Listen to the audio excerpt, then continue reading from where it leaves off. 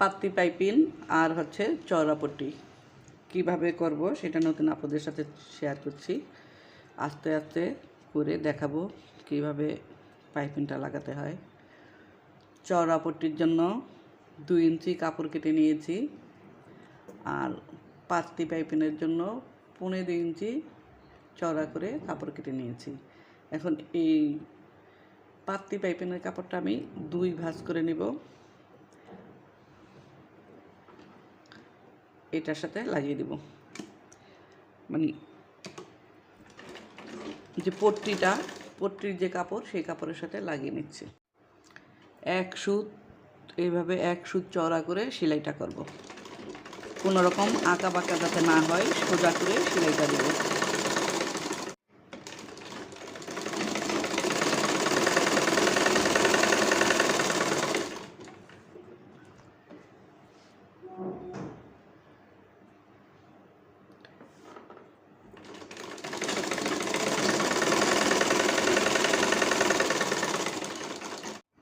কামিজের কাপড়ের সাইড জোড়া দিয়ে নিয়েছি, কাজ জুড়েছি আর হচ্ছে গলা করে নিয়েছি।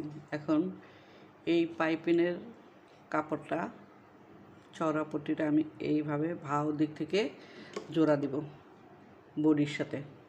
একটু খেয়াল করে দেখেন আপনারা, এই কাপড়টা এইভাবে পট্টির ভাদিক আর জামার ভাদিক একসাথে করে নিলাম। এখন জোড়া দিয়ে দিচ্ছি, একদম সেলাইয়ের উপর দিয়ে জোড়াটা দেব।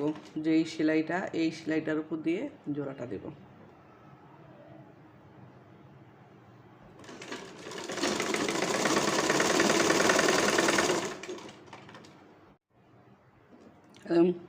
মাথায় নিয়ে এসে কাপড়টা এইভাবে ভেঙে দিয়ে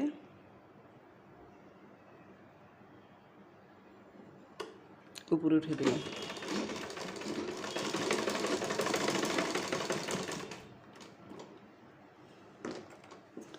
এইভাবে ঘুরিয়ে আবার এই মাথাটা করব।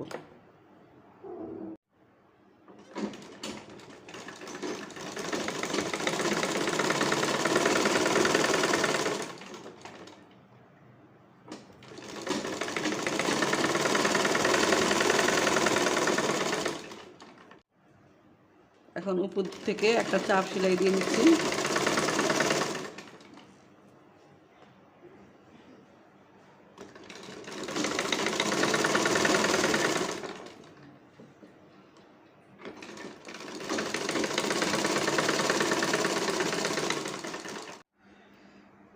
এই পাশটা 1/2 ইঞ্চি ভেঙে চওড়া করে পট্টিটা ভেঙে দিয়ে সেলাই করে নিয়েছি।